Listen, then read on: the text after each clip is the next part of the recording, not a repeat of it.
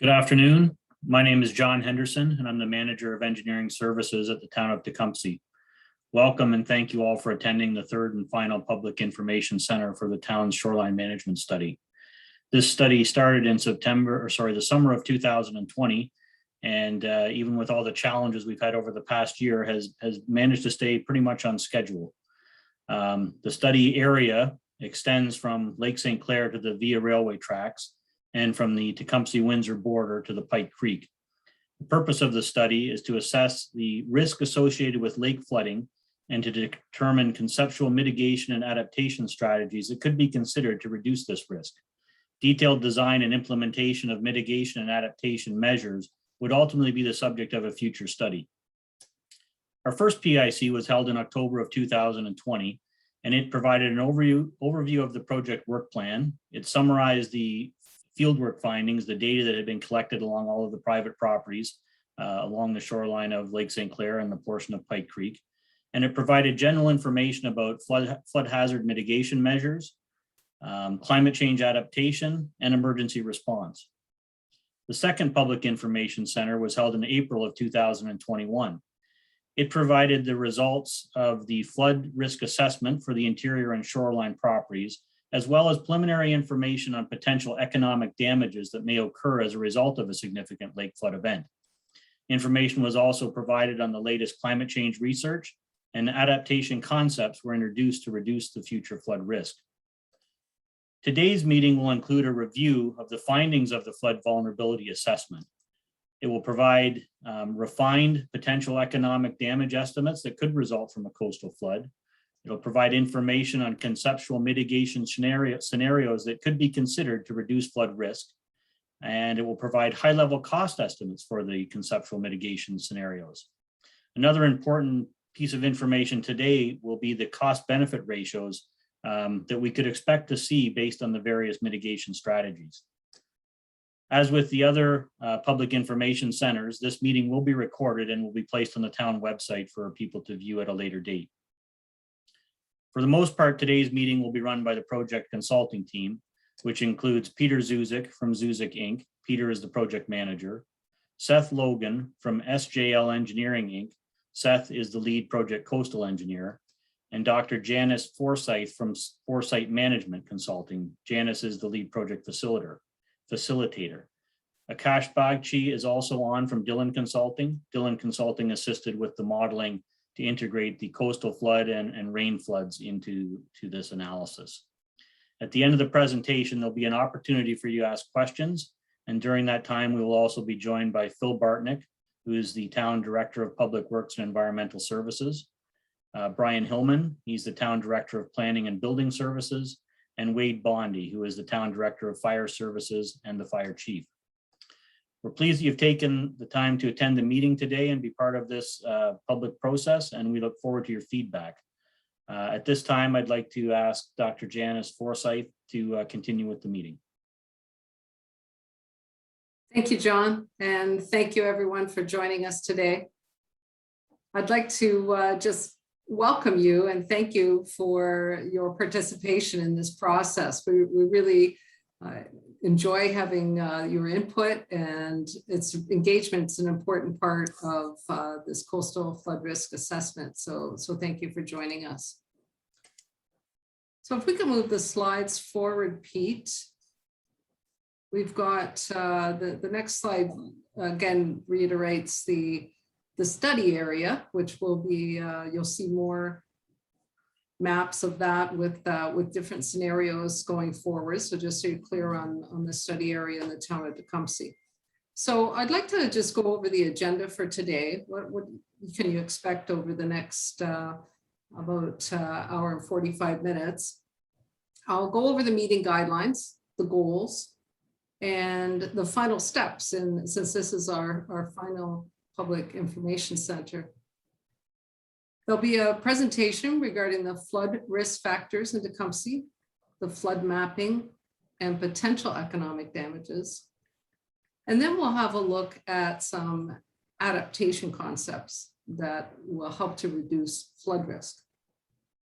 That will be followed by a question and answer period on the presentation. And then we've got something new. If you've participated in our public information 1 and 2, centers 1 and 2, then we had certainly the question and answer, but we've added some poll questions that you'll see in real time, the responses, and hopefully that will spark more conversation and discussion, and then some closing remarks.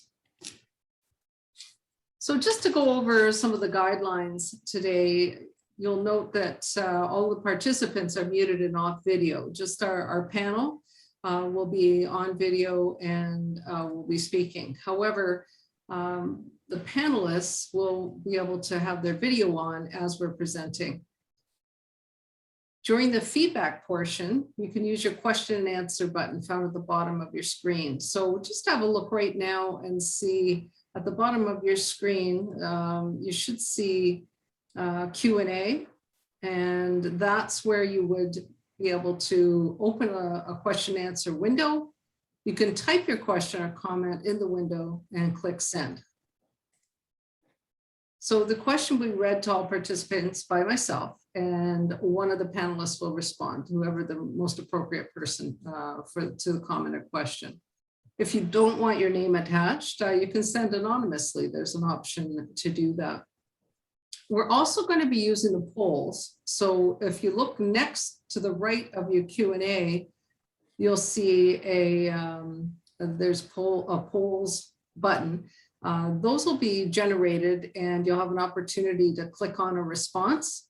And then, as I mentioned, we'll see that in real time and be able to have some conversation about that. So I'd also like to thank you for your feedback throughout this process. That we always have a comment sheet that is available after the Public Information Center, and that's on the town's website under this capital projects, and we'll give you the link for that at the end. So we've used your comments and feedbacks to plan for today, and certainly all of the results and the comment sheets from the 3 public information centers will be incorporated into the final report. So we do want to encourage you to continue to provide that feedback, and also to to give us your ideas and thoughts. As I mentioned, engagement is so vital to this work.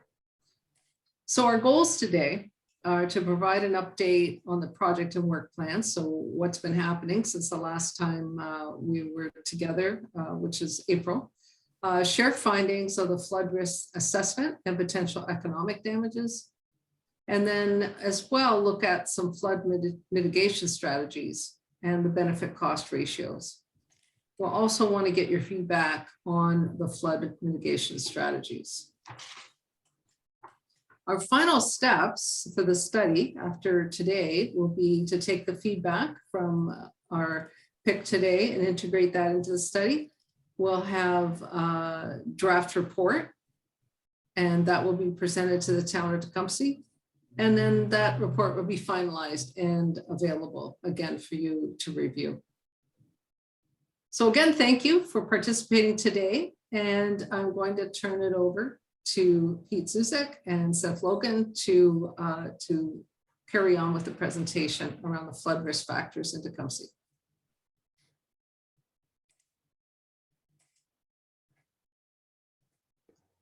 Great, here we go. So thank you, Janice, and good afternoon, everyone. And a really big thank you for attending, as Janice mentioned, and the feedback that you provide and the questions that you help us with today are really, really important. So thank you very much for taking your time today, and we look forward to engaging with you as best we can throughout the day today. So I'm going to kick things off and talk about the flood risk factors in Tecumseh and some of our results. So worth reviewing this graphic, the long-term record of Lake St. Clair monthly mean lake levels. Again, the blue from 1918 to 2019, the blue line is the recorded water levels.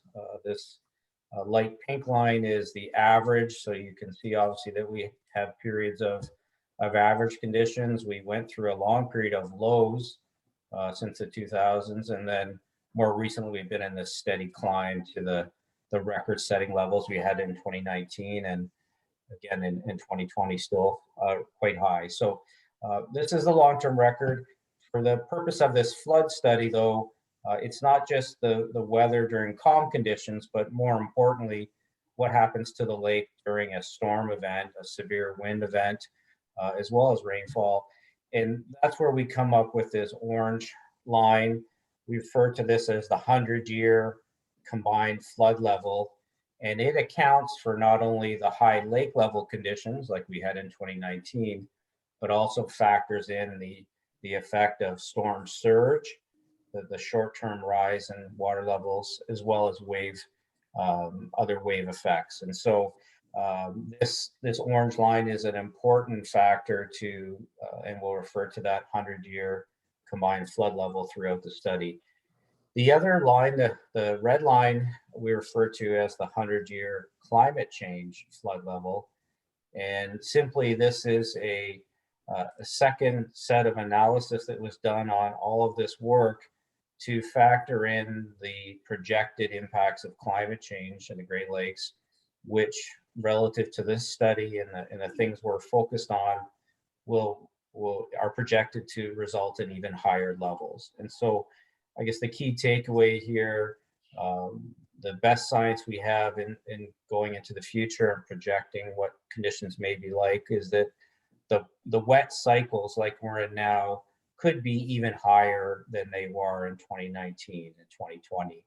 And so we want to make sure that that information is brought forward, because this work is focused on looking at risks and coming up with long-term solutions that also consider the impacts of climate change. These are next couple graphics here are quite busy, but they're really important, so I want to walk everyone through them. The top graphic, we have the stretch of shoreline in the town from west to east. These are meters, 4,500 meters. Again, those same two blue lines. So we have the 100-year flood level, and then the 100-year climate change flood level in orange. And what we're visualizing with this gray line that bounces around quite a bit are the surveyed levels of all of the shore protection along the lake. And so this was done by a professional surveyor. We have very accurate information on the height of all of the seawalls and various types of structures along the lake. And quickly you can see that there are certainly some vulnerable locations where height of the wall is actually below that 100-year flood level. And if we turn to the climate change line, the orange line, there are places where the inundation from the storm can spill right over the properties, the backyards, even without waves considered. So it just to highlight here that we do have some locations where the shore protection is either non-existent or very low. And then the bottom graph, again, from west to east along the x-axis, we have the elevations on the left, on the y-axis. We have here the center line elevation of Riverside Drive. And so going again from west to east, we have the elevation of the road. We can see that it dips down in the west along L'Esperance, a little bit higher in the middle. And then as we get closer to the golf course in the east end and the creek, the road is substantially lower than the 100-year flood level and much lower than the climate change 100-year flood level. So if we have wave events, storms that drive water over the seawalls, across the properties, and that water reaches Riverside Drive, there's a lot of places for that water to go, as we'll see throughout the slide deck. And this is just looking at that same concept in a plan view context.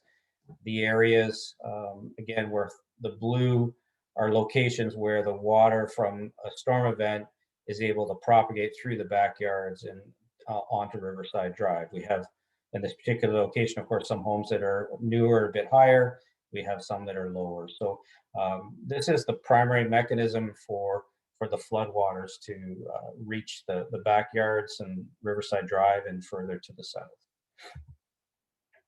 And if we look at this cross section again of L'Esperance Road, so this would be north to south all the way to the CN tracks. We can see again that the elevation of the road is much lower than the 100-year flood level, and on the order of 1.5 meters lower than the climate change flood level. So again, if the water can breach the shoreline, breach the shoreline protection structures and head south, you'll see shortly that it's able to travel down these roads like L'Esperance and deliver a considerable amount of floodwaters to the interior. And we talked about this storm, the St. Patrick's Day storm of 1973 previously. I think it's just important to mention it again in the sense that this has happened before. So what we're talking about here, the 100-year storm event and planning to mitigate it, we've seen this storm before in Tecumseh in 1973. And the photos along the bottom show the amount of water over Riverside Drive, Tecumseh Road, Arlington, the police station. So the storm during 1973 was about 4 centimeters lower than the 100-year flood level that we're working at for this study. So this has happened before, and of course it can happen again. So next I want to move on to the flood mapping and the potential economic damages. And we showed some of these maps previously, and we'll show them again to remind everyone the threats of flooding under existing conditions. But more importantly today, we'll also focus on some of the mitigation concepts. What can be done to reduce the flood risk in the future at a community scale with everybody participating. And so the next slide here that I'll get going in a second, this is the flood inundation, the time series simulation of the flooding at Tecumseh for that 100-year flood level. And this is scenario A for purposes of characterizing these floods. And so as I start this, you'll see that the water starts to come across the properties along Riverside Drive and propagate in a southerly direction. So the blue colors obviously are the floodwaters coming into the Tecumseh area, and you can see that the floods are propagating largely down the roads, but then in some of the lower lying areas, such as the golf course, as well, inundating those areas. And I should mention that this was some of the work that Dylan's contributed to the study. And we're past the peak now, and you can see it's starting to dry up. And so this is a 30-year simulation. The storm peak is passed, and the storm sewer system is able to convey some of this water back to the lake. So we'll just go through that one more time to show you again what's happening here. So again, the water comes across Riverside Drive and continues in a southerly direction, propagating down the roads, finding all the low spots.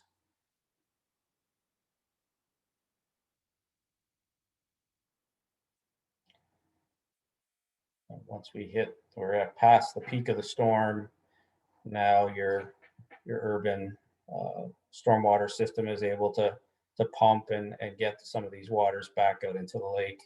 And again, this is a 30-hour duration. So by the end of 30 hours, we're not completely back to dry conditions, especially in the east, but a significant amount of water is conveyed back to the lake. All right, so that's just that helps everyone understand a bit about how this flood happens. It's the 100-year flood level without any rain. And we'll just go to some static maps now. So and this is scenario A, looking at it in a map fashion. The colors that you're seeing on your screen are highlighting the depth of floodwaters on the interior and along the lake at the peak of the storm. And so areas yellow on the order of 70 to 80 centimeters of water. Anything in that dark orange to red, we've got on the order of 1 meter of water at the peak of the storm. I should mention too that we have in the title here, no rain. So at the onset of this study, we spent a fair bit of time looking at the joint probability of coastal storms happening when rainfall events were also happening, so that we had the dual threat of both waves pushing water across the shoreline properties and rain happening as well. And what we ultimately found was that the coastal flooding is by far the most severe threat, and the occurrence of the two of them together is really not any worse than just the 100-year flood level. So we won't be talking further today about the joint occurrence of rainfall and coastal flooding. So here's scenario A. With H, and I'm going to flip back and forth through these, we've redone the computer simulation with some mitigation. We call it minor amount of shoreline upgrades to try to reduce the flooding. And so this is our base scenario, scenario A. And if we go to the first scenario we looked at, H, we're limiting the amount of overtopping to 50 liters per second, which Seth will describe further in the presentation. Best to just think about that as minor upgrades. And these minor upgrades, getting everybody to a standard of 50 liters per second, don't really make too much of a difference. But with scenario G, we've hypothetically upgraded all the shore protection in a consistent manner to limit the wave overtopping to 10 liters per second. That would be the volume of water coming over these seawalls. And that does make quite a dramatic change. And so if we go back to A, this is the 100-year flood with the current conditions.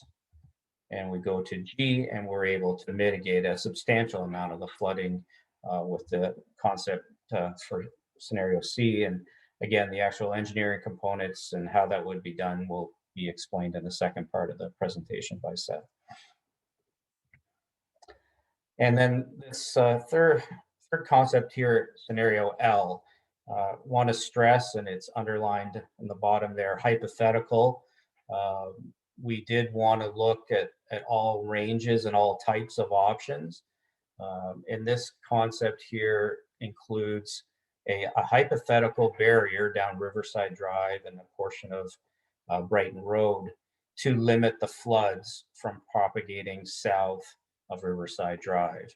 And so in this concept, again, instead of trying to keep the lake water in the lake during a storm, there would be a hypothetical project here to create a barrier down Riverside Drive or one of the sidewalks, and that structure would act as a barrier. And so as you can see in the graphic, if that was done, there would be no flooding in the interior with the exception of a couple of places where the storm sewer system is surcharging. So a very complex option, one that we haven't gone into great detail yet because of the complexity and the challenges as well as the social impacts, but it is an option and one that you can see does do a significant job at mitigating the interior flooding.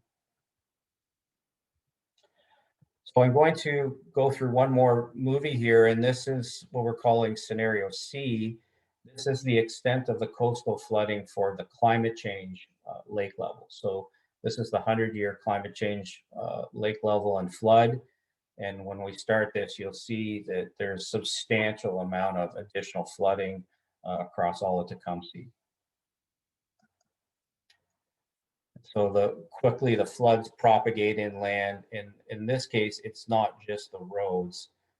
It's lots of the land parcels as well and the residential commercial properties. So we quickly hit the peak of the storm, and now we're slowly seeing the floods start to recede with the help of the storm water system and the pumping stations. So I think everyone can appreciate that this would be an absolutely devastating event if it were to happen in the future for Tecumseh.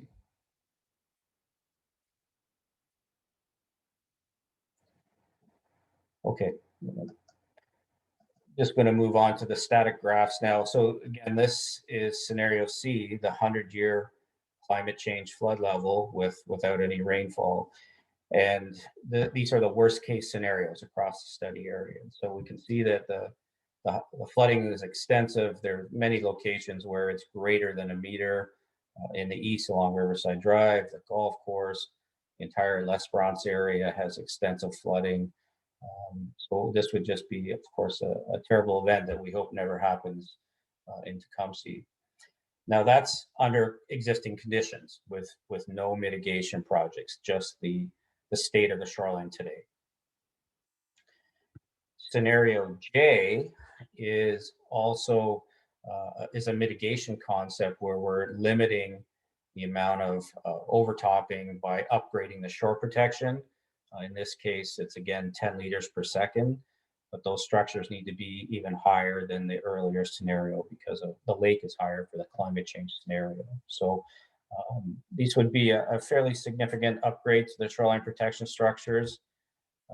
We can't eliminate the flood, but we can definitely dramatically reduce the extent of the flooding and particularly the damage to buildings.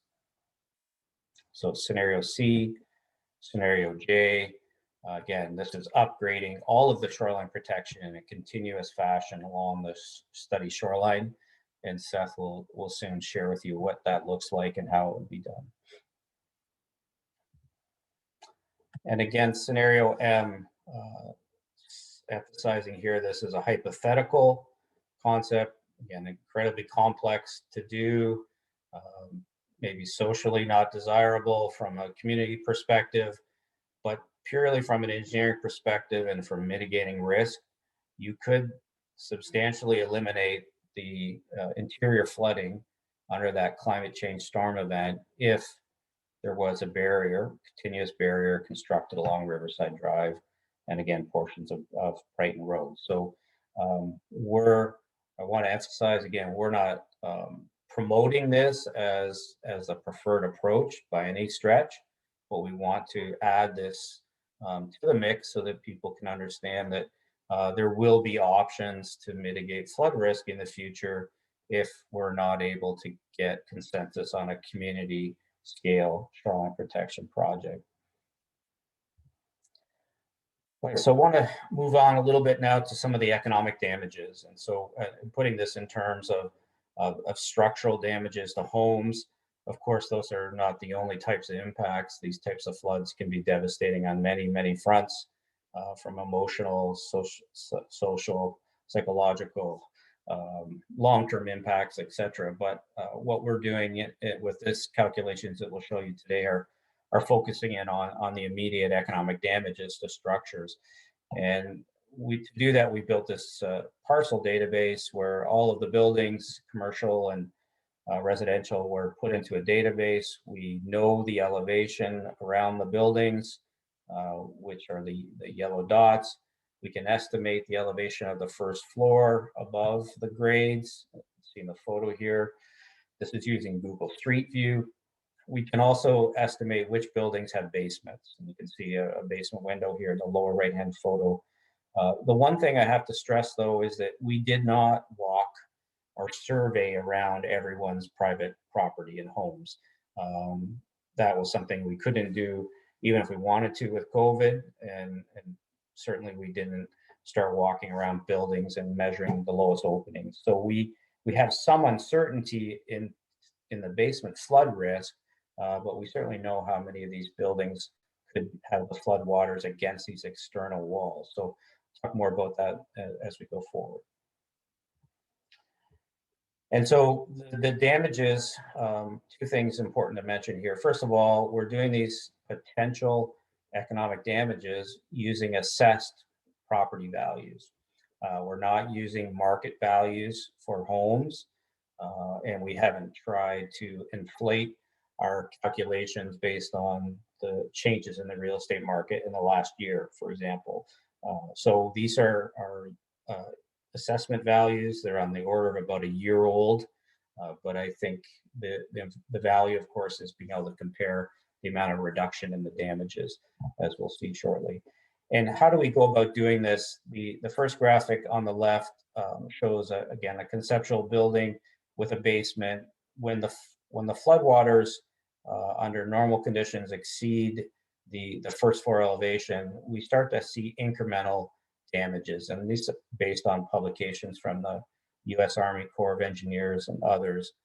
The graphic we're showing you here in increments of 1 foot, if we have a short-term flood like we've just shown you, 24 hours, you can see on the order of 32% damage with a foot of water above your first floor.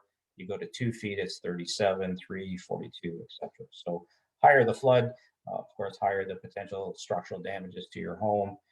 And of course, we have contents in our home as well. And as the floodwaters increase above the first floor, we have the potential to damage more of our contents that we value, and those percentages increase as well. We need to also talk about basement flooding during a coastal flood from sanitary sewer surcharging. And this is a complex aspect of the study. It's not the focus of our work.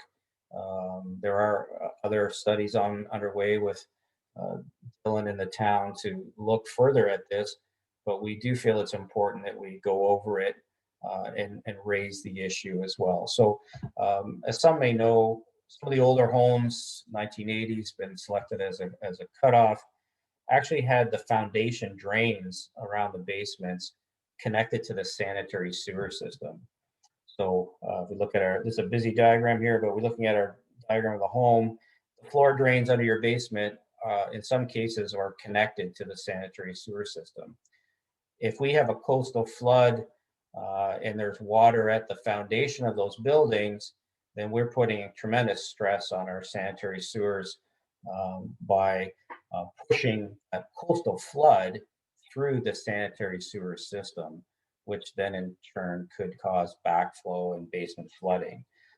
And we're showing this with the diagram on the right, which is a busy diagram, but if we just focus on the fact that we have a basement, we have a main floor, really want to focus in on the browns. And so we have, obviously, the homes are connected to sanitary sewers. The water comes out of the basement in most cases, and it goes into the sanitary sewer system, which is this first brown piping system and manhole system.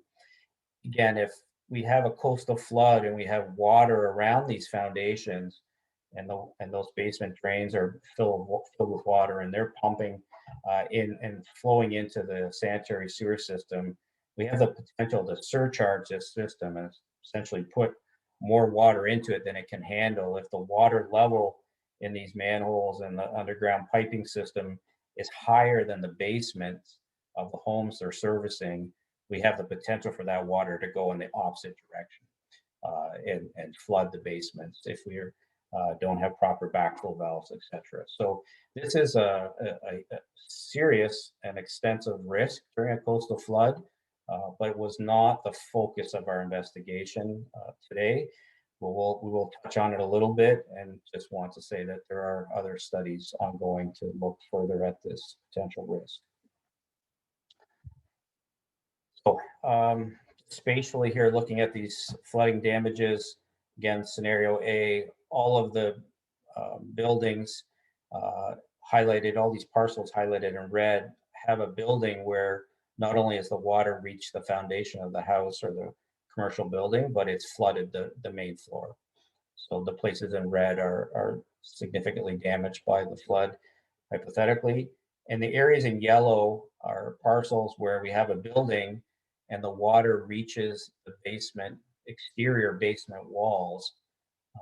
And the basement walls are wet, but we don't have detailed survey data we need to establish if there's a low opening, like a window or a walkout door. So we can't put a hard value, a hard number on these with high confidence, but we are estimating some potential damages from all these parcels in yellow as well. And if we fast forward here to C, this is again the climate change 100-year lake level, considerably more red parcels where the buildings have wet exterior basement walls and first floor flooding, and significantly more that have the wet exterior basement walls as well. So if we just flip back and forth. And then the next one here is the entire study area to the tracks and Highway 22, everyone that's located in this zone has the risk of basement flooding from a sanitary sewer surcharge. So the scenario I described where we have extensive flooding, interior flooding, putting tremendous stress on your sanitary sewer system, there is the potential for backups that could lead to basement flooding in this entire region. And at this point, we can't put a definitive number on how many homes are impacted or what those damages could be. But I think we can all imagine that it could be an extensive impact and a very large number from a damage perspective. So this is my last slide here, and I just want to summarize what we found from the standpoint of the flooding damages and the structure and content damages. So scenario A, 100-year coastal flood. We found that 850 basement foundations could have water against them. And we found that 110 of the first floor of the buildings, whether it be residential or commercial buildings, could be flooded, leading to potential economic damages of 24 to 37 million. Scenario H was that minor shore protection upgrade where we could reduce that number a little bit, but not that much. And so H was minor shore protection upgrades. We can get the damages down a little bit, but not that substantially. G, which I think is an important one for us to talk about today, this would be moderate shore protection upgrades along the shoreline, on average about 50 centimeters, half a meter of upgrades to the seawalls, and we can reduce the damages during the coastal flood to 3 to 5 million from 24 to 37. So this concept can do a very good job at reducing the potential risk of future flood damages, going from 850 exterior basement walls that are wet to 190, first floor flooding from 110 to 10. And again, this conceptual concept of a riverside drive barrier can also reduce the number of basement foundations that could be wet, also reduce the number of first floor. Not quite as significant of an economic damage reduction as this scenario G, which is the 10 liters per second, but still could help. And worth mentioning too, with the sanitary sewer surcharging, again, we can't put a definitive number on these individual scenarios, but all of these floods do have the potential to add a significant risk and a significant damage or cost due to basement flooding from backflow or surcharging from the sewer system. So then on to climate change, this huge jump here. Almost 3,000 basements have water around their foundations, over 700 first floor flooding. We have economic damages on the order of 124 to 188 million for this concept C. So this is a huge jump from the 100-year flood level and just significant potential economic damages due to structure and contents. With this protection plan, in this case J, to upgrade the shoreline protection along the coast, we can make, again, substantial reductions. We can reduce the overall damages to 23 to 35 million. Now, those, of course, are still big numbers. Those are big damage events, 35 million. But when we consider it would be 124 to 188 million, this concept J, which is increasing in a continuous and consistent manner all the shore protection along the lake, can make a substantial difference in the future. And similarly, the conceptual riverside drive barrier, as we showed on the maps, it can essentially reduce the coastal flooding on the interior, but of course the properties along the lake would still be impacted, 31 to 45 million. So I think with that, I'm done with my portion of the slide deck. I'm going to turn it over to Seth to talk to you about adaptation concepts to reduce flood risk. Okay, thank you very much, Pete. So like Pete said, I'm going to elaborate a little bit more on these flood mitigation concepts that we've used in our modeling to produce those reductions in flooding that Pete presented and reduction in damages.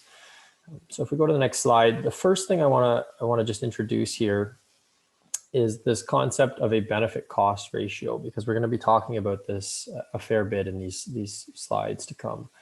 So what is a benefit cost ratio? It's a systematic process to evaluate the cost effectiveness of something. And in this case, that something is hazard mitigation concepts to reduce the potential flooding damages. So essentially we have the benefits from upgrading shore protection, which in this case would be avoided flood damages or a reduction in the flood damages.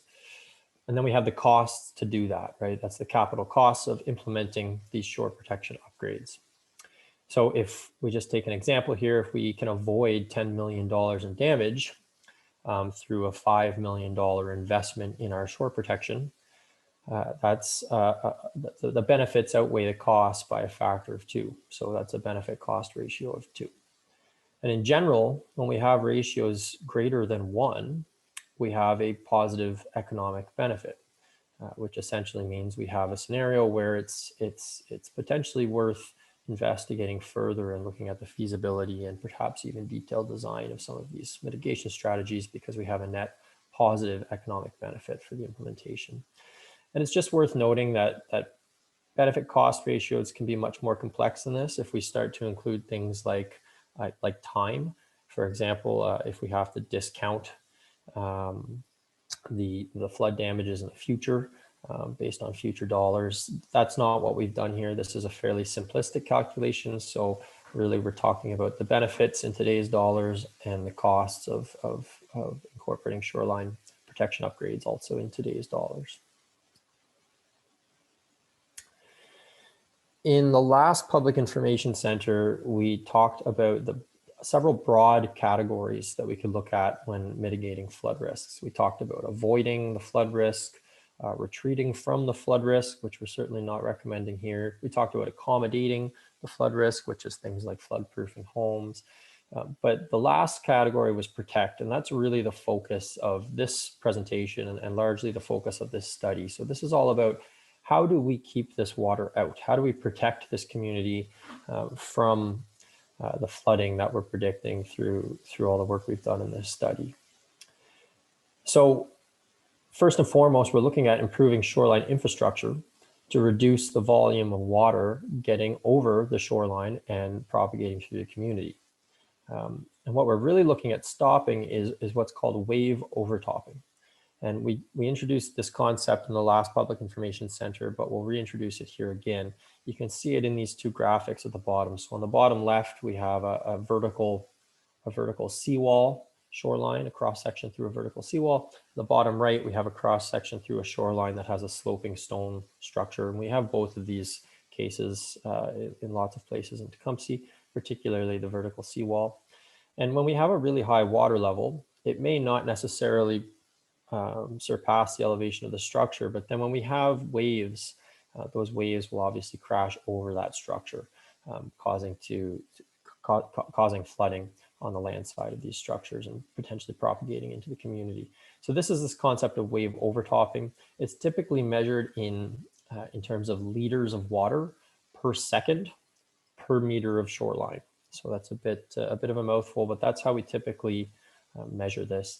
And the simplest way to mitigate wave overtopping is simply to raise structures. There are other ways to do it, which we'll talk about later in this presentation, but the focus for the next few slides here is going to be on raising the shoreline infrastructure to mitigate this type of flooding. So I'm going to repeat some of these flood maps that Pete already presented. So this is the flood map for scenario A. So this is the 100-year coastal storm. And as you can see, we have fairly substantial flooding throughout the community with the flood depths shown in colors. Now, as Pete mentioned, if we upgrade our shore protection, if we go to the next slide here, if we upgrade our shore protection to target or to limit the wave overtopping at every single property to no more than 50 liters per second per meter, we can start to see some benefits in terms of a reduction in the flooding. It's not substantial, but if we go back and forth here between these two graphics, you can see there is a reduction in flooding. So how do we achieve that 50 liters per second per meter at each property? The bottom left graphic here, I'm going to take some time to explain because I'm going to show a few of these.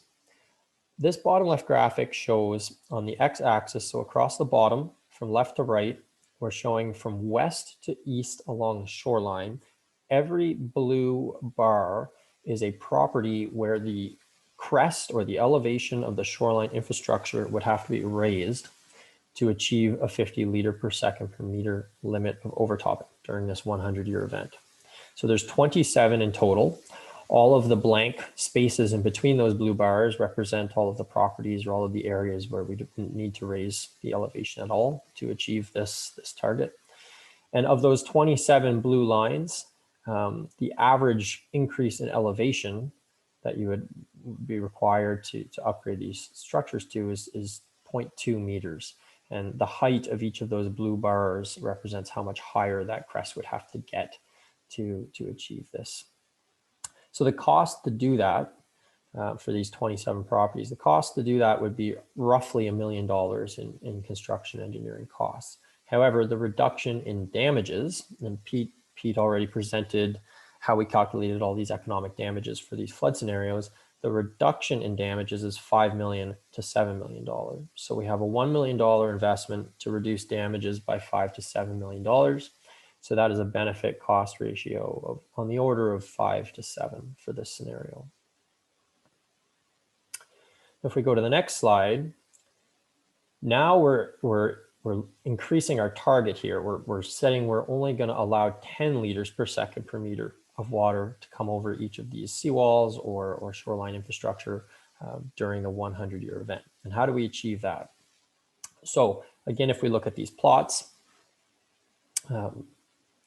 we can see on the left, from west to east, every green bar is a property that would require upgrades on their shoreline. There's 143 of them in total, which is approximately 3/4 of the shoreline properties. The average increase in elevation through those properties is 0.5 meters or 50 centimeters. The cost to do that would be on the order of $6 to $7 million based on construction costs and material costs in today's dollars. But the reduction in damages from this flooding event, which we can see the new flood map there in the background, the reduction in damages versus the scenario A 100-year storm is $21 to $32 million. So in this case, we have a benefit cost ratio of somewhere between 3 and 5. Now the next scenario, and you may have been thinking this when Pete was presenting his slides before, can we completely reduce or eliminate the flooding? Sure, we can bring shoreline protection infrastructure up significantly higher to achieve a limit of 2 liters per second per meter. And 2 liters per second per meter, that's a number that we use in coastal engineering as sort of the gold standard for designing coastal infrastructure. It basically means we have a little bit of splash coming over these walls during the 100-year design event, maybe some ponding directly behind the structures, but we don't have enough volume of water to create any significant damage or contribute to flooding at any sort of scale. So if we wanted to achieve that target, this is what we would have to do. We'd have to upgrade 183 properties. That's almost all of the properties, something like 95% of the properties along the shoreline. And the average increase in elevation to the shoreline or the crest of these structures would have to be on the order of 80 centimeters.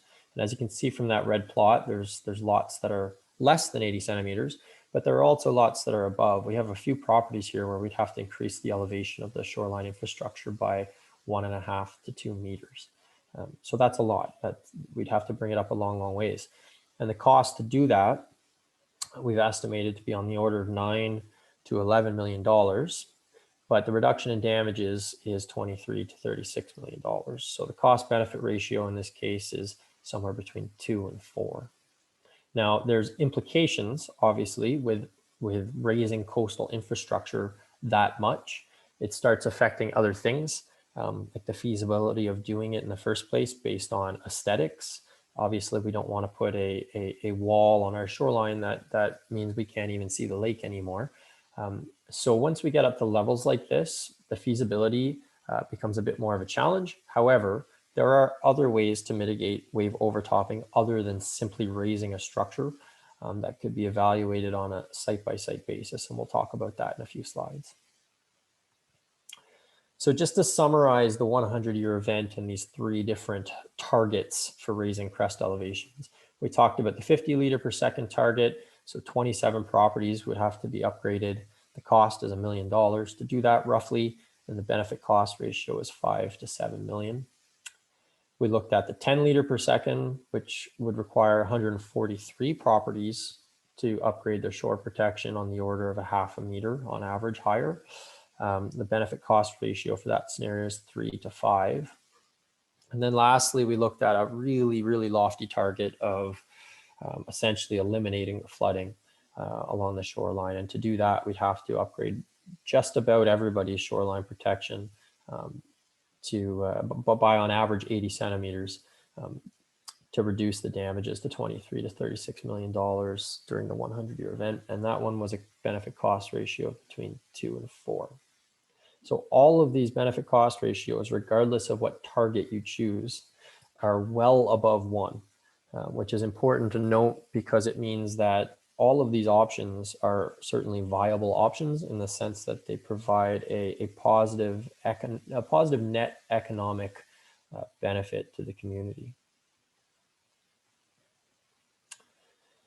Now, Pete mentioned this conceptual or hypothetical flood barrier down Riverside Drive. Certainly want to acknowledge again that this is a very complicated hypothetical concept in terms of how this would be done, how this would be achieved. For that reason, we haven't costed it.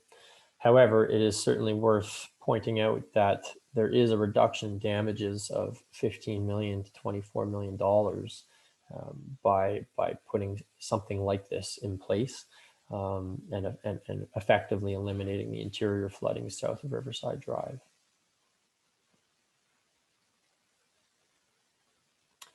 So now if we jump to the climate change scenarios, and I'm only going to show one of these, but if we jump to the climate change scenario, this is the graphic that Pete showed earlier. Obviously widespread flooding in this scenario with many areas having flood depths of greater than a meter.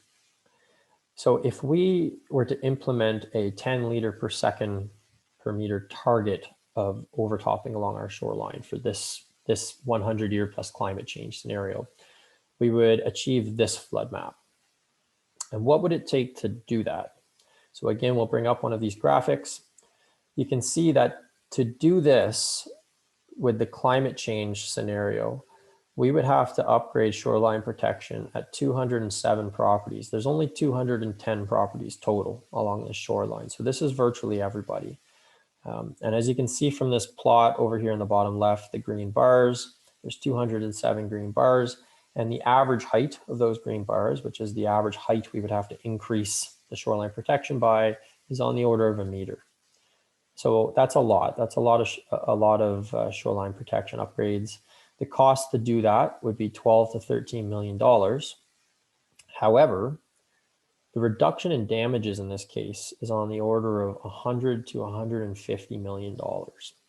And that's a testament to just how significant the flooding and the economic damages associated with that flooding are for this climate change scenario. So if we were to upgrade the shore protection in this manner for the climate change scenario, looking to the future, we have a benefit cost ratio of somewhere between 8 and 12. So in other words, the benefits of doing this outweigh, or sorry, the benefits in doing this outweigh the cost of doing it by a factor of between 8 and 12.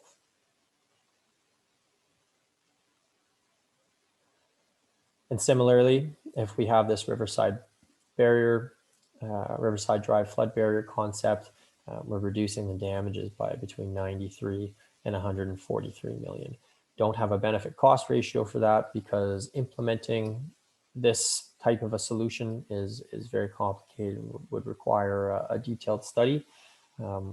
However, as Pete mentioned, we certainly wanted to just present it as an option. So just comparing the 100-year storm to the 100-year storm plus climate change for this common target or the same target of trying to reduce the overtopping along the shoreline to 10 liters per second. And I've shown this just to give you an idea of how much this challenge changes now, looking at historical data only versus when we factor in the potential influence of climate change. So if we want to achieve this 10 liter per second per meter overtopping target along the shoreline, or we want to reduce the amount of water coming over the shoreline to that rate or that volume of water during these events, for the 100-year coastal storm, we need to upgrade 143 properties, whereas during the climate change storm, we would need to upgrade 207 properties to achieve the same target. And the average increase in crest elevation goes from 0.5 meter for the 100-year storm up to 1 meter for the climate change storm, so it doubles. So not surprisingly, the estimated construction costs roughly double from 6 to 7 million up to 12 to 13 million. But the reduction in overland flooding damages goes from 21 to 32 up by a factor of almost 5 to 100 to 150 roughly $1 million.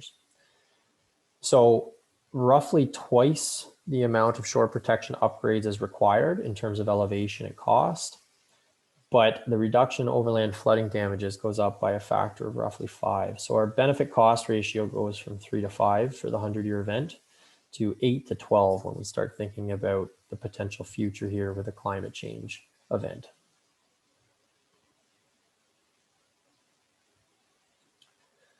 So some of you are probably asking now, how do we physically do this? How do we upgrade our shoreline infrastructure to reduce the amount of wave overtopping or the volume of water that's coming over these walls and these revetments and these stone structures and sheet pile structures during these events? So in our costing, what we assumed was the simplest way to increase crest elevations. So what that means is wherever we have an existing vertical wall, most of them in this case are steel sheet pile walls, some are concrete walls, we've assumed that we're just increasing the elevation with a concrete cap. And you can see cross sections of how that's done over on the right for a very low concrete cap and a very high concrete cap. And there's a picture on the left there of generally what that type of concept looks like. This is very common. Most of the significant wharf and harbor infrastructure around the Great Lakes has this type of a design with some sort of steel sheet pile vertical wall with a concrete cap on top of it. So this is one way to increase the elevation of these types of walls. And that's what we've assumed for our costing for all of the properties that already have a vertical wall. Now you could also put that wall somewhere behind the existing wall. It doesn't have to be right on top of it. And we talked about that in our last public information center. So here's a couple of examples where in the top cross section here, we have a concrete wall, essentially a concrete pad and then a concrete wall that's set back from the outer wall. And on the bottom there, we have a stacked armor stone, sort of landscape stone wall that could effectively achieve the same thing. And there's a photo on the left of this type of concept where you have a lower seawall that's made from sheet pile, but then there's a setback flood barrier wall to give you that extra elevation. Now for properties that already have a sloping stone structure, which is certainly the minority, most of the structures along this shoreline are vertical, but there are several that are like this, that are sloping stone structures. We've assumed in our costing that those structures are just being elevated with additional stone. So essentially we're just beefing them up with additional layers of stone to achieve a thicker layer and a higher crest elevation. And lastly, for shoreline properties that do not have any coastal infrastructure currently, they either have a beach or just a vegetated bank. In our costing, we've assumed that the elevation of those shorelines can be increased through the construction of a levee at the back of the beach or the back of the bank, effectively just increasing the elevation of that shoreline. Now, as I mentioned earlier, those are sort of the simple ways to mitigate, or the obvious ways, I suppose, to mitigate wave overtopping. And that's what we've assumed in our costing. but particularly for properties that would have to upgrade their shore protection by a meter or a meter and a half to really achieve these reductions in flooding, that may not be desirable, right? We may not want, it may not be feasible. We may not want aesthetically to do that. For those properties in particular, there are other ways to mitigate wave overtopping. And I've just shown a few of them here, and these would have to be evaluated on a site-specific basis. So beyond the scope of this sort of community scale study, they'd have to be evaluated on a property-by-property basis. But a few examples are a rock berm. So in some cases, you may not have to increase your structure, your vertical structure, very, very much, or even at all, if we put a rock berm in front of it, because rock berms can dissipate wave energy, force those waves to break in front of the wall as opposed to over the wall, effectively mitigating wave overtopping. The next one there is a return wall, which we talked about in the last Public Information Center. Sometimes the wall doesn't need to be as high if it's a return wall like this, if it's shaped back towards the lake. And you can see what that does in that right-hand photo there. When a wave hits a wall with a return or a recurved wall, it really redirects the wave energy back towards the lake and can drastically reduce the amount of overtopping. A few more here, we have improved drainage. So if we have water coming over the wall, one of the best ways to mitigate flooding is to make sure that that water that comes over the wall returns right back to the lake, as opposed to propagating across the properties and across Riverside Drive and into the community. So one of the ways is just to ensure we have proper drainage behind all of our coastal infrastructure. We have removable flood barriers. This a very simple removable flood barrier would obviously be a sandbag, but we could have more sophisticated flood barriers and more aesthetically pleasing flood barriers. You could place them in strategic locations on your property to reduce the propagation of flood water over the property or right along the shoreline. And the last one is stepped wall. So in some cases, as opposed to just going vertically up, you can step walls back, and it's more effective than simply going up in mitigating wave overtopping.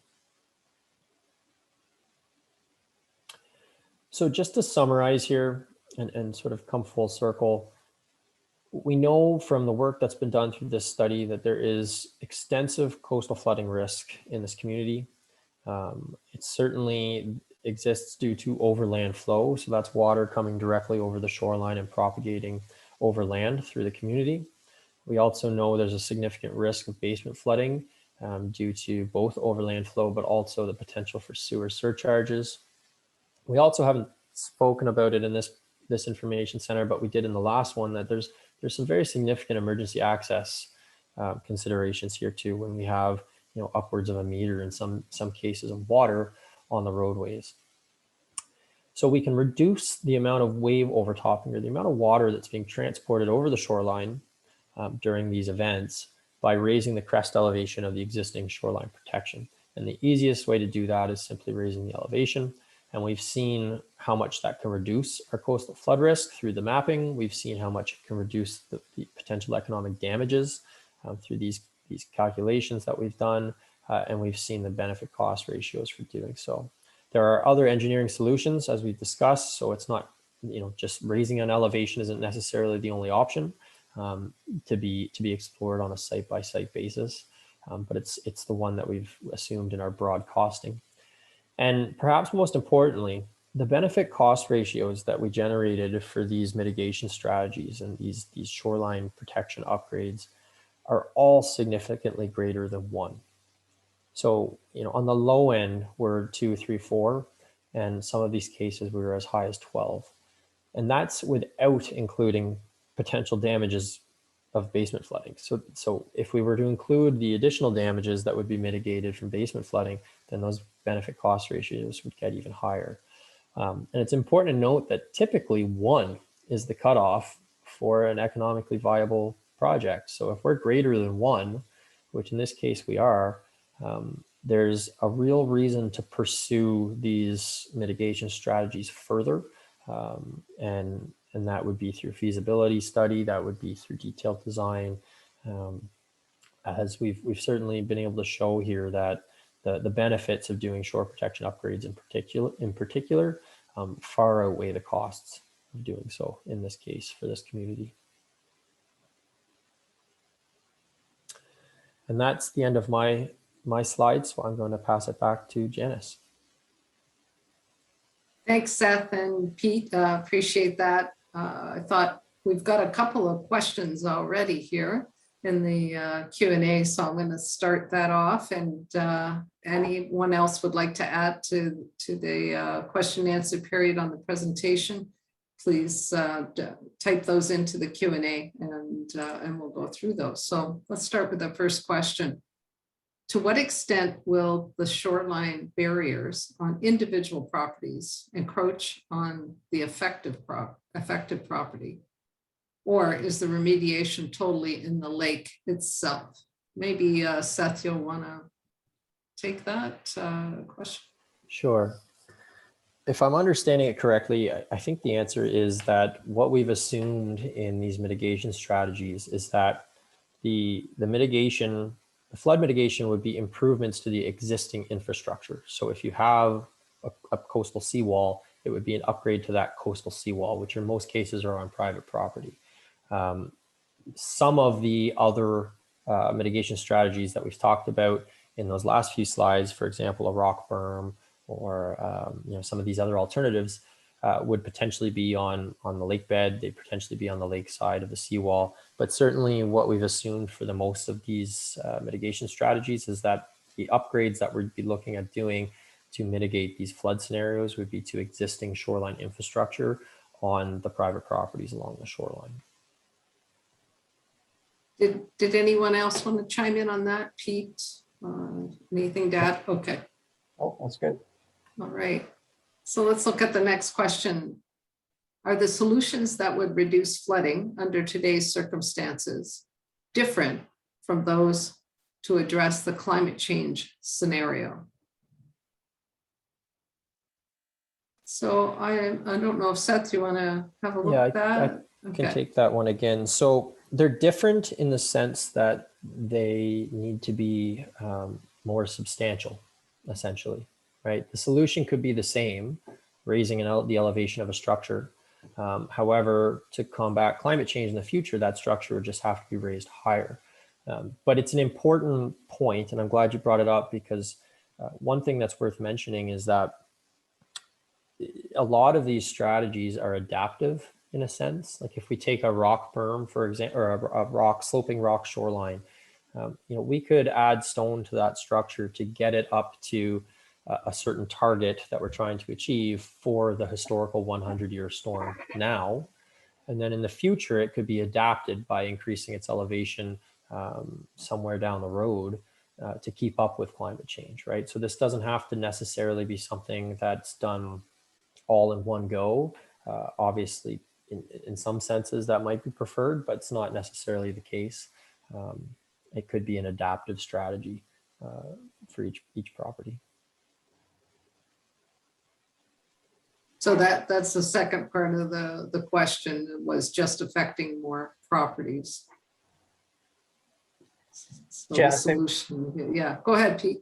I want to maybe add to that, and I think this is it's a complex topic, but I think it's important to recognize, and I imagine most people would agree with me, that our climate's already changing. So the scenario that showed the additional flooding due to climate change and the associated damages, we shouldn't think of that as something well off into the future. That could be in the near term as well. And the challenge for us as planners and designers is that we don't really know, we don't have concrete timelines for when these more extreme events could happen, but to some degree they're already happening. So I don't want to be an alarmist, but I also don't want people to think that the climate change flood is something that's going to happen 50 or 100 years from now. We have good science that points to our weather becoming wetter, and the wet period that we just finished going through, maybe we're finished, maybe we're not. The next time that happens, we could be seeing what lake levels even higher than what we experienced in 2019. So just want to put that context out there. Okay, thanks, Pete. The next question is, if we were to install a barrier on Riverside Drive, in essence, would we be sacrificing the northern homes on the drive? I'd like to take that. Pete, do you Well, want to carry on? yeah. Sure. Well, I'll start anyways. It's a very good question, and it's one that we did discuss internally quite a bit. And we have looked at the differences in the economic damages by putting the barrier there. So I think, to paraphrase the question, does it mean it gets much worse for everybody north of Riverside Drive to save the properties from flooding to the south? And it's not quite that simple. And one of the reasons for that is that if the barrier is installed, there is a hypothetical limit to how high the flood can get on the lakeshore properties, the properties north of Riverside Drive, because they can only raise, the water can only get so high, and then any more wave overtopping will simply go back into the lake. So the damages do become a little bit higher with the barrier on Riverside Drive versus doing the shoreline protection. And we have started and done most of those calculations, but it's not dramatically higher. And we shouldn't think that that's a scenario where we're going to result in the complete destruction of those homes, for example. Anything to add, Seth? No, I think that sums it up. Yeah. Okay, great. The next question, it might be one for you, John. Now that the town of Tecumseh is going ahead with the trail along Riverside Drive, wouldn't this be the time to incorporate the continuous barrier? Windsor created a berm on the south side of Riverside Drive after the storms in the 70s. Thanks, Janice. It's a very good question. It's also a very difficult question. Number of years ago, the town did look at a study to try and do a bit of an extension of that trail as a barrier along Riverside Drive. And under the current property that's available within the road right of way, it was determined that it really wasn't going to be feasible to try and extend the Ganacho Trail or a berm type trail along Riverside Drive. We just didn't have the room. So in order for something like that to happen, it's much more significant than the current trail that we're looking at. Would likely involve, property needs for property, additional property to do stuff. Significant drainage issues are created when you put a berm like that on one side of the road as to how things will drain properly. And as with any of the scenarios with the barrier, there's some big challenges with how the infrastructure under the ground is all connected as well, because we have pump stations that are still on the north side of where that barrier would be. So flooding on the north side of the barrier while it builds up, that infrastructure underground has to be able to be disconnected as well, so that we're just not feeding water under the barrier through the sanitary sewer, the storm sewer. A lot of things like that, as Pete and Seth mentioned, it's a hypothetical thought to do something like that right now down Riverside Drive. But it is a very complicated scenario that would have to have a lot of thought, a lot of engineering, a lot of things to overcome to actually make it work. So I think if we had a lot of open space, then it would make it a lot more of an opportunity for something quick to be done. But the Riverside Drive Trail, I don't really think would be the starting point for that type of a structure. Any additional comments, Pete or Seth? I don't think so. No. Okay. Well, one last call then for any additional comments or questions. I don't see any others in the Q&A right now. We'll just give a moment to see if there's any additional comments.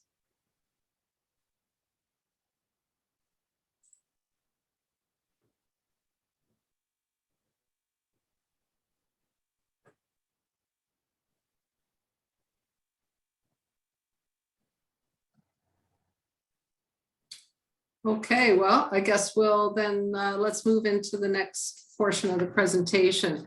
as I mentioned earlier, what we wanted to do here was engage all of you in some polling questions just to get a sense of who we have on the call, anonymously, obviously, and then a few questions that we'd like to engage with some discussion. So we'll start with each one and then see if we can get you to respond to that particular item. We'll see what those responses are, and then and see if we have generate any, and use the Q&A afterwards. So where do you live?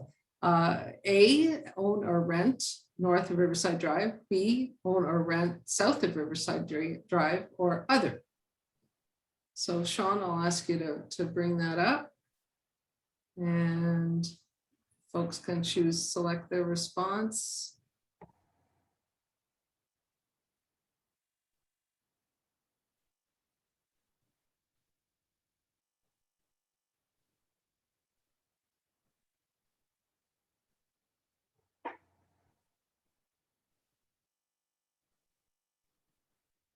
Okay, I think that might be all the responses there.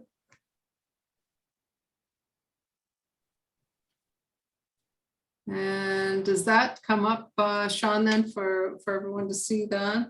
We can, does everyone see question one? Great, okay. So for owning and renting on the north side of Riverside Drive, that's 22%.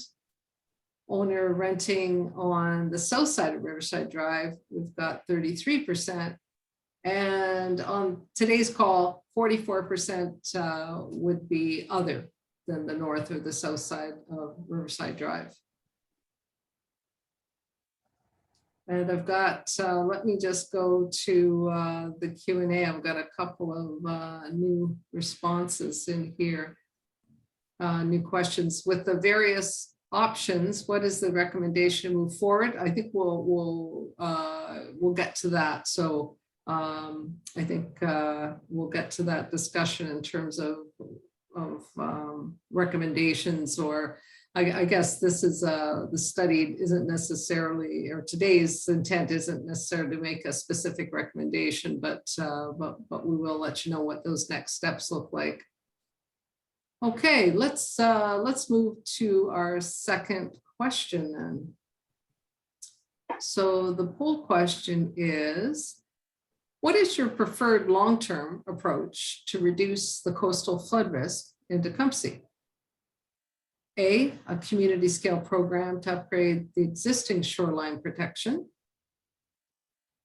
B, a flood barrier along Riverside Drive and Brighton Road. Or C, other.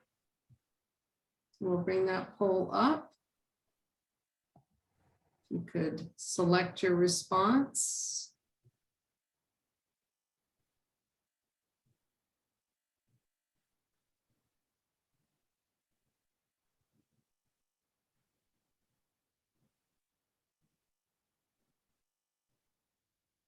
Okay, is that everyone? Well, it looks like we've got a pretty overwhelming majority, 89%, that like the idea of a community scale program to upgrade the existing shoreline protection, and 11%, which really represents one individual, looking at other. So let's go to the Q&A and see if we've got, oh, how many, someone is asking how many people are contributing to the poll.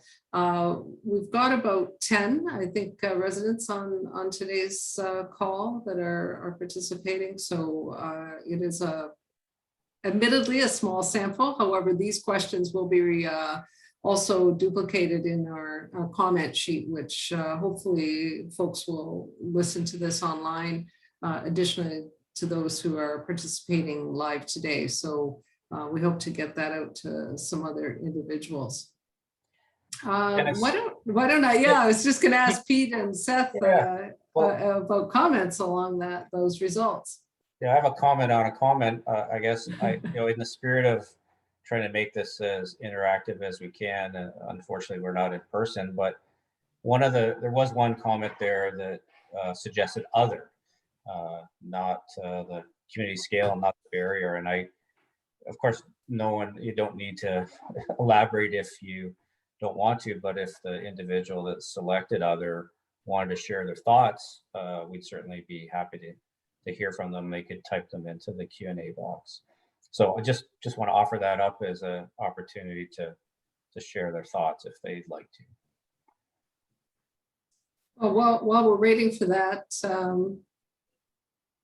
Seth, any comments on the response there that the majority, that again, a small majority, but looking at the community scale program? Any comments on that? Not really. I think it's commensurate with the results that we were seeing that we presented through the presentation, that certainly is the best bang for your buck in terms of a starting point.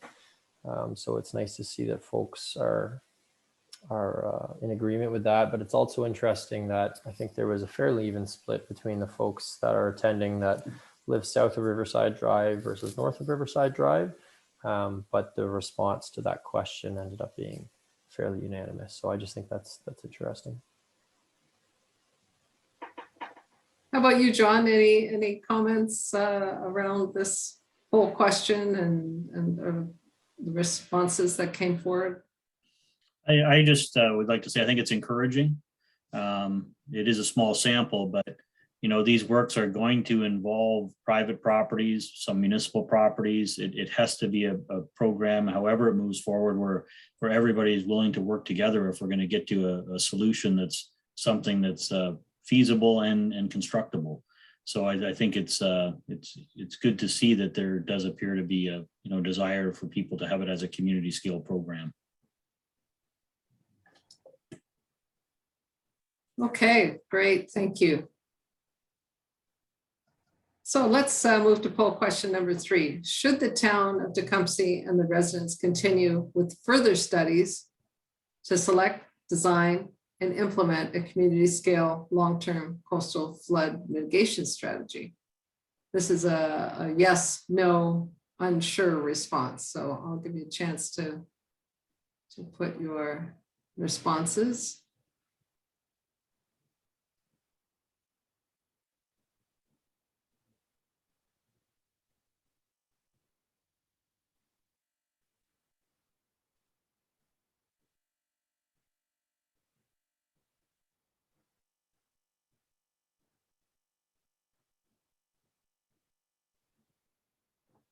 Okay, I think we can end that poll. So out of 10 responses, we had 70% say yes, 2, which is 20% say no, and 1 individual considering that they're unsure at this time.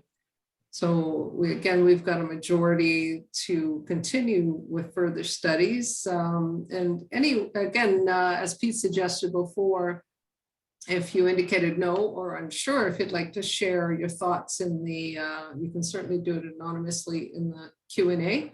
I can read those responses out. Any reaction to that poll? Pete, any thoughts? Yeah, well, I really appreciate everyone giving us their feedback, and obviously this is a smaller sample, but I think it's important too. So we will continue to engage with people. Janice, you're going to lead that with us.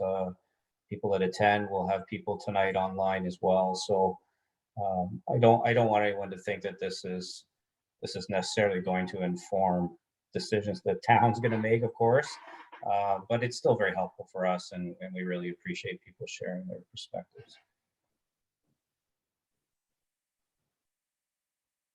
Anyone else want to comment? Seth? Yeah, I was just going to say the same as Pete, that it may seem like a small sample size, but everybody's voice is important nonetheless. And we do have a session later this evening, so we'll have more information and usually we get more residents in the evening sessions. And then on top of that, there are other ways to provide feedback on this project that were mentioned at the beginning. So we're taking all of that information into into consideration when we put forward the report and finalize the study. So it's very important. I'll just give John the opportunity to comment or not. Just don't want to move too quickly here. If there's anyone from the town to come see John or other that would like to comment. I would just add, I think it kind of goes along with what everyone has said, but a lot of information has been presented today. It's going to be some time to digest it, think about it. It will be available on the website after for anybody who wants to view it again. If there's something they're not quite clear on, they can look at it again and maybe try and understand it a little better, and they may come up with questions at that point. So I think the opportunity to ask questions later through the website is a really good tool for feedback to be provided to us. Thanks, John. And we do have, just before we move to the next question, we do have a couple of comments here in the Q&A. So to Peter's question, we need to balance past trends to the future climate change. So looking back and looking forward. And I see Pete nodding. I don't know, did you want to add anything? Yeah, well, I think it seems like it's a comment, but I think one of the things that just want to reiterate, this 100-year flood has already happened, and so we've done a lot of this work in the past, and sometimes we're talking about these floods and people think that we're crazy or that we're exaggerating or we're not being truthful. And I think the important point here is that it happened 50 years ago in Tecumseh, and climate change is making all of the drivers of this flood risk worse. So this is a very real risk to the entire community, and the best science we have points to these risks becoming worse in the future. And I think that's important for everyone to keep in mind as we move forward with the study, and really in all aspects of the things we do in our communities, that climate change is making many of the things we want to do harder and more expensive. Yeah, and just to note that was referring to question 2, so the question previous to this around the options. And I do have a comment around that as well. The other answer, which was the previous question. Individual properties need to be looked at how they meet the requirement presently to keep the water back. You do not have to have the heights as suggested. There are properties that do keep the water back without doing anything at this time. Maybe I can respond to that, Janice. A couple of things on that. I think first and foremost, we did look at this very specifically on a property by property basis. We had very accurate topographic information on the elevation of all of the seawalls along the shoreline when we did this analysis. So when we presented information like, a certain number, let's say 100 out of the shoreline properties would require upgrades for a scenario, that's inferring that the other 110 would not, right? They are already meeting that standard for that scenario. So we've certainly taken that into account. I think it's also important to note, just on the comment that there are already properties that are holding the water back. What we saw over the last 4 years was an extremely high water level, certainly based on historical records. We were pretty close to the 100-year static level that we're presenting. However, it's very important to note, and this may sound counterintuitive, but in a sense, we were very lucky in those 3 or 4 years, because we never had a really, really significant, on any of the Great Lakes or on Lake St. Clair, a really significant wind wave event accompanying those really high water levels to create this storm surge and wave overtopping event that we're presenting in these slides. So it's important to note that a lot of the properties that did effectively hold back water in 2017, 2018, 2019, 2020, that may not be the case when you add a really severe wind wave event on top of that. And that's what we're trying to account for when we're looking at the true 100-year event or the 100-year event with climate change. So it's just important to make that differentiation. But certainly great question. Appreciate the comment. Okay, thank you. So let's move to our final poll question. And this is for lakefront landowners. Would you be willing to participate in a shoreline protection upgrade program that standardizes criteria and approaches to reduce coastal flooding for the Tecumseh lakefront? I'll give you a few minutes to respond.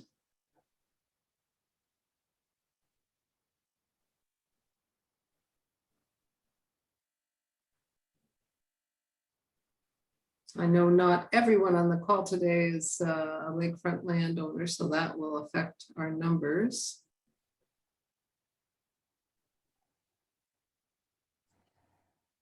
Is that everyone? End the poll. So again, a small majority saying yes, and one individual saying no. And we do have a comment here. And I think this much, I think this comment refers to the previous questions. So, I'll just leave that for a moment and come back to it. I just wanted to see if anyone has any comments for question 4 regarding the willingness to participate. It seems there's some interest there, which I think is encouraging, and certainly participation, as we've mentioned, and engagement with landowners is really important to this work. Any comments from either John, Pete, or Seth?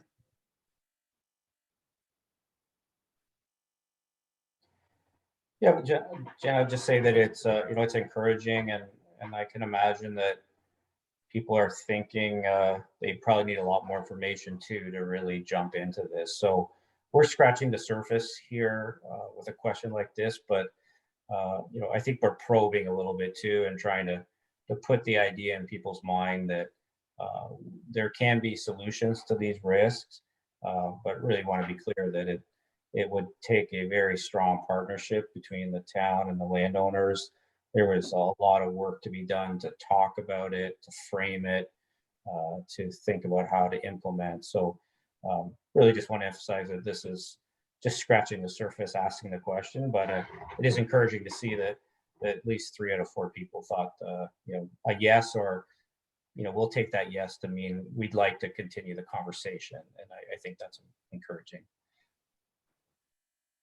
Great, thank you. So I think we're this next comment, actually the two together refer back to, I think Seth was talking about wind wave events. So we have had big wind wave events. Just come and watch someday. And also after watching the lake for 63 years, I've seen the big one. so I think that's certainly relevant when you're actually watching them in real time. So what are thoughts on that, Seth? Well, first, I guess 63 years probably would have seen that storm in the 70s, and that was certainly the big one up until this point. So yeah, so I think there's just maybe one more thing to add to that conversation, which is that certainly we acknowledge there have been some very big events on this lake, some very big storm events on this lake. And we can certainly acknowledge that there, the water levels that we experienced between 2017 and 2020 were incredibly high. I think the point I was trying to make is that those two things are independent. So we have periods of very high water levels. We certainly had that. We've had it recently. We've also had periods with very, very significant storms. And I'm sure that's happened countless times throughout most folks' memories on this lake. But in the period from 2017 to 2020, we never had a really significant storm surge event measured at any of the water level gauges along the shoreline. We had some minor surge events, and we certainly had some wave events, but we haven't had that surge and wave event that this lake is capable of generating. We didn't have that during those 4 years where we had really high water levels. If we had the two that occurred in conjunction, then we're starting to get up into the territory of that event in the 70s or beyond, right? And that's what we're trying to plan for. And that's the level of event that I was referring to when I said we didn't see in between 2017 and 2020. But it is certainly possible, and something that we need to take into consideration when we're doing this sort of planning. Any other comments around that, the wind and wave event? No, okay.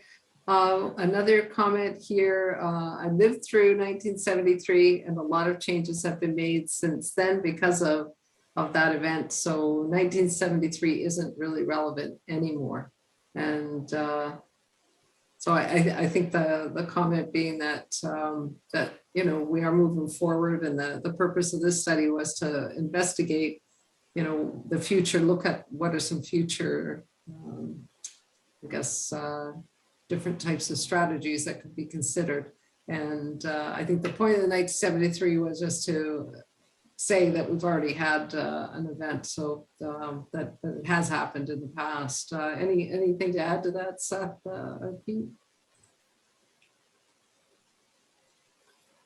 Okay. I don't think so. It's, I guess just again, reiterate, we had a legal surveyor walk along every shoreline protection structure within the town boundary. And so the elevations of the shore protection structures and the backyard elevations, those are all as current as they could be. So if there has been structural changes to the shoreline from 73 to present to build shore protection or to mitigate, that's been included in our analysis. And so just want to reiterate that we're not using the conditions of the shoreline from 73. We're using the precise conditions of all the shore protection structures along the lake and the land elevations in our analysis. So very high fidelity. The surveys were on the water for almost 6 weeks measuring structures. So it was a very detailed piece of information to characterize all those shoreline protection structures. Thanks, Pete.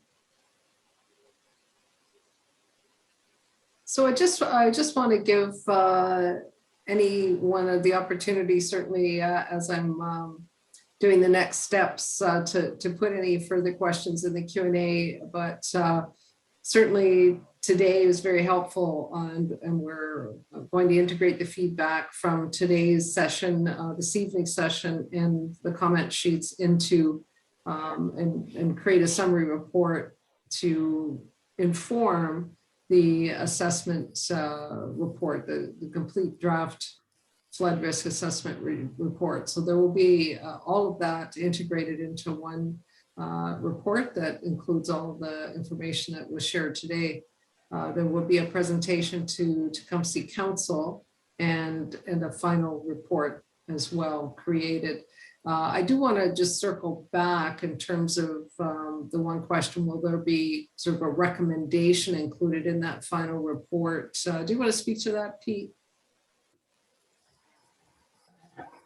I think just in general, where we're at today is gathering information, and we started with this first meeting, and we'll do this again tonight. And getting that feedback from the attendees is really important. And what we agreed to last week with the town staff is that we would look at all that feedback that we received and decide precisely how we're going to frame the study and frame our findings. So that is still a bit of work in progress, but we'll have take all the feedback we receive and then work with the staff from the town and decide how best to summarize the information and present it into the final report. Great, thanks, Pete. So I don't see any further Q&A, and so I guess our final slide is to refer you to the website where it's www.tecumseh.ca/shoreline management plan. And we'd love for you to give us further feedback through that comment sheet. You'll see the questions kind of replicated from today's presentation. So we hope to get some feedback from additional individuals who weren't able to participate today. John, I just want to turn it back to you. And, before I do that, just thank everyone for participating and for, involved in the polls and giving us some feedback on the Q&A. We really do appreciate that. And we also definitely take it seriously and incorporate that into our final report. So John, any final words that you'd like to share? Thanks, Janice. I'd just like to thank you and the rest of the study team. It's been a very productive year. As I mentioned at the beginning, there's been some pretty challenging situations everybody's had to deal with, but the study has managed to continue, and we've got some great information to help the town with our planning and next steps. We look forward to that draft report coming to council and, figuring out our path forward at that point. Also like to thank everybody who participated today, the questions, working with the polls. Your feedback on this is very important. And again, just encourage everyone, if they have questions after, to attend the website and submit those comments. We do look at them, and they do help guide the direction to the study. So thank you, everybody, for participating. Janice, we just had Mayor McNamara would like to offer some closing comments. I just turned, hopefully his microphone's on. Your worship, are you there?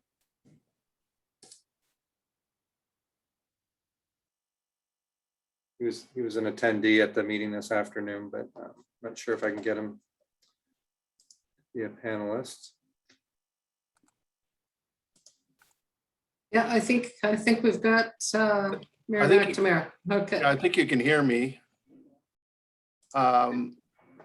Yeah, thank you. Well, certainly thank you, Janice, and to the panelists, and for the webinar this afternoon. When it was talked about, I asked one of the questions about the balance between the past trends and so forth, and there was other comments, but you need to look at that. There's no question, because the past can come back and haunt you if you don't prepare yourself. But also the other aspect of it is moving forward with the climate change, because we're here this is the reality. In the last 4 or 5 years, we've seen some dramatic issues, and they seem to be impacting us almost on a weekly or monthly basis and so forth. But I wanted to bring to Peter and certainly Seth attention is, I remember, and I could be off a year, but 1986. When lake levels were fairly high, not as high significantly as it is now, but we had a lot of ice on the lake. And I remember in March, when the March winds came and the ice was breaking up as temperatures are breaking, we had some major issues along Lake St. Clair. I remember ice built up to some of the homes that are along the waterfront there, that was up to the roof line on 2 stories. And I remember working for Hiram Walker at the time, and as in our power plant, we had chunks of ice coming over the harbor, the break wall itself, pushing onto our pumping station. So protection on the shoreline, the water issue is very important. But ice jams can cause some major flooding issues. And those homes are very vulnerable, especially those that are right on the north side of Riverside Drive. So, those break walls play a huge role, and the height of it is certainly conducive with the higher lake levels. And I know we've had milder winters. The ice hasn't been that issue, but that could come back. Yeah, well, Jess, I'll just jump in. It's a great comment, Worship, and I thank you for it. And you're certainly right. Ice is incredibly powerful, especially when the waves and winds are moving it and pushing it onshore. So it's a a very real threat. And it certainly can cause a lot of structural damage. There's not much you can do to stop a big flow of ice moving on shore. So the shore protection can certainly help as well. And I guess just the other point there, I'm encouraged to hear you have a very positive and open mind about the impacts of climate change, because it hasn't always been that way across the municipal sector. So very encouraging to hear that very forward-looking and proactive view that you're taking. And the one thing about ice that maybe the one good news story about all of this is that with our warmer winter temperatures and warmer water temperatures, the forecasts are predicting less ice in the winter. So that might be one good thing out of climate change. We have less ice threats. But on the flip side, that means that you'll be exposed to more winter storms as well. So, really a little bit of a positive, but more winter storms is not good news either. So really important factors. So I appreciate the feedback. Yeah, and just the last comment I want to make as well is that I really like the when you've looked at the factor of if we invest this is what's going to benefit at the other end. I could tell you from 16, 17, and just recently, some of the flooding issues that were there, part of our community, as well as the city of Windsor, and that were probably insurance claims have topped over 300 million.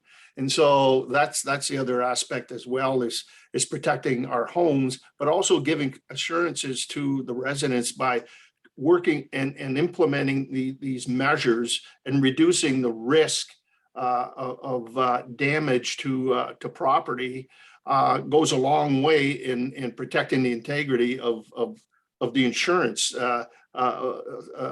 opportunity for those homes to be protected, moving forward.